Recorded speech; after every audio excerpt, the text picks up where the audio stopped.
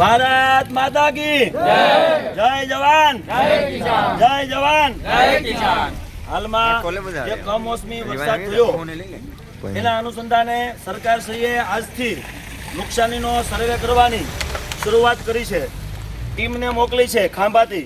તો અત્યારે ભાવડી ગામના બધા ખેડૂતો ભેગા થયા છે અને અમારી એવી રજૂઆત છે કે સર્વે કરવાનો થતો નથી, કારણ કે આ કમોસમી વરસાદને લીધે બધા ખેડૂતોને 100% નુકસાન થયું છે। મારી સરકારને પહેલાં તો એવી વિનંતી છે કે પહેલાં તમે સ્વીકાર્યું છે કે હા ખરેખર 100% ખેડૂતોને નુકસાની છે। આપના ધારાસભ્યો શ્રી, સાંસદશ્રીઓ અને મંત્રી સહિત અહીંયા ખેડૂતોની મુલાકાત લીધી છે અને દરેક ખેડૂતોને 100% નુકસાન છે, બરાબર।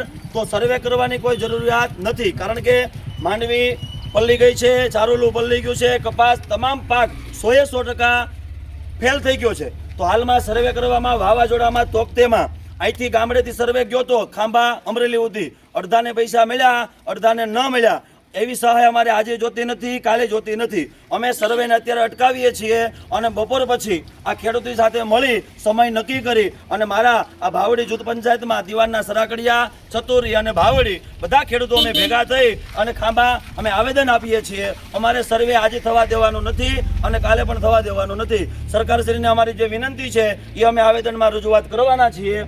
એક તો પાક ધિરાણ પરિપૂર્ણ માફ કરવામાં આવે એ મુદ્દો પણ જોવામાં આવે। બીજું 27% પાક ધિરાણ કંપનીને સરકાર જે સબસિડી આપે છે 4 વર્ષથી ખેડૂતોને એનો પણ લાભ મળ્યો નથી, તો એ 4 વર્ષનો લાભ અત્યારે આપી દે, કારણ કે મોકો છે, ખેડૂત હાવ પાયમાલ થઈ ગયો છે। અને ત્રીજો મુદ્દો, સરકારને 2 મુદ્દામાં અનુકૂળતા ન પડે તો ત્રીજો મુદ્દો જમીન વાઇઝ દરેક ખેડૂતને ત્યાંથી ખાતામાં સહાય આપી દેવામાં આવે। આ અમારા 3 મુદ્દા છે, બાકી સર્વે થવા દેવાનો નથી। સરકાર કે એમ અમારે કરવાનું થતું નથી, અમે ખેડૂત છીએ અને અમે કે એમ કરવાનું છે। ભારત માતા કી જય જવાન જય કિસાન।